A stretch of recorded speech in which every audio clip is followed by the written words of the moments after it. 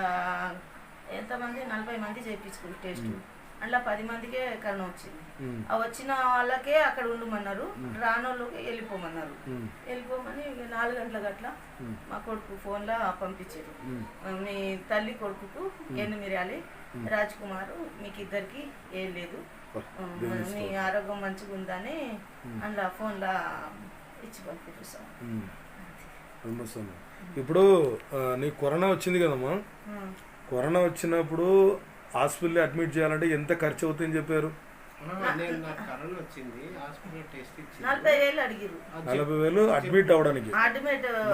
Deposit కట్టమన్నారు. Deposit ఇక మందులు గోళీలు అవి అలాగే అవి రాసిస్తాము, ఏ మందులు కావాలో అవి రాసిస్తామని చెప్పి. ఇప్పుడు అలా పోయి ఉంటే మన లక్షల వరకు ఖర్చు అయి ఉండొచ్చు, కానీ ఇప్పుడు నీకు 1000 రూపాయలనే నీకు మంచిగా అయిపోయింది, అంతే కదమ్మా? ఆ మెడిసిన్ అయితే మంచిగా అరేంజ్ చేసి.